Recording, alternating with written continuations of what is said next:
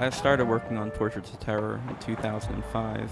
I organized like a visual thesis, each painting contributing to the larger argument and how terrorism worked in the Palestinian territories, in Gaza and the West Bank. 3 days before his exhibit, Stallman received an email saying that it would be canceled because it, quote, did not promote cultural diversity or opportunities for democratic dialogue. His art was considered hate speech under Penn State's zero tolerance for hate policy.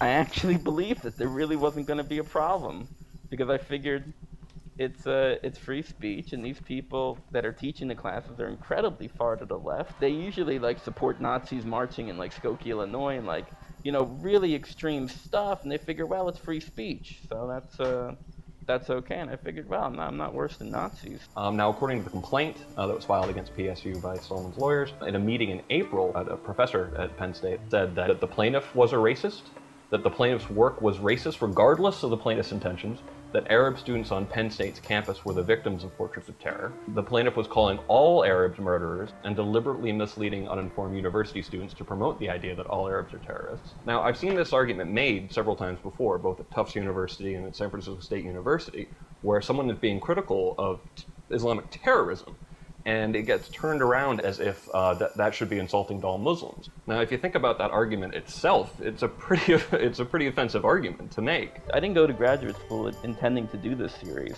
After Portraits of Terror, I didn't do political art for 2 years. You can't really predict people's responses, but you can pretty much predict it in academia and on the college campuses, and because the only people that actually seemed to have a reaction that was negative towards the work were administrators that were tearing down my advertisements. So, the university,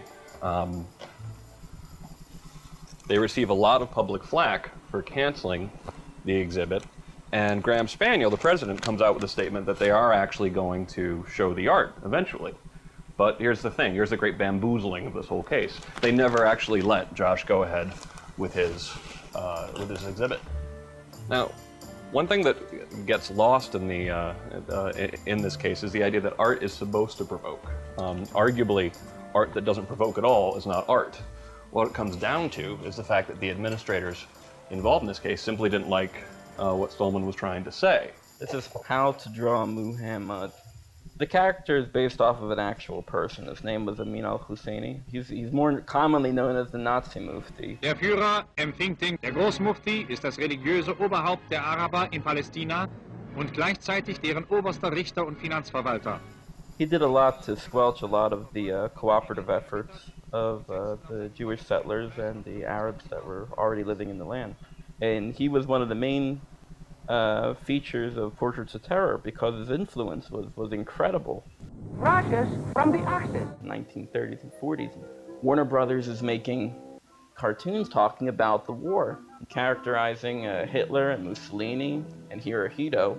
This person was active during that time period. This is where he was doing the most damage. What if he was in one of those cartoons? What would he look like?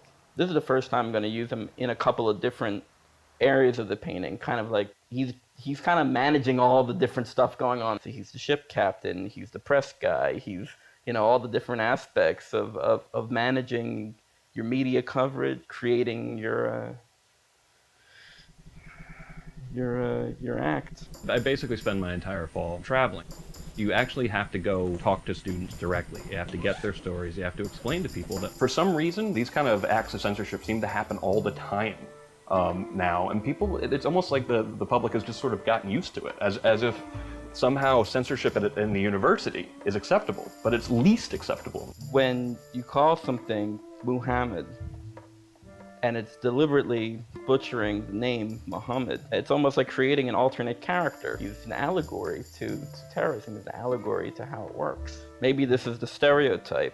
Maybe this is the Muhammad they talk about when they promote terrorist ideology. Maybe that's not actually what the religion is saying. So I use it. I use it as a reference to bring up, look, I'm not making any bones about it. We're talking about Islam and we're talking about politics. Censorship is a very difficult issue.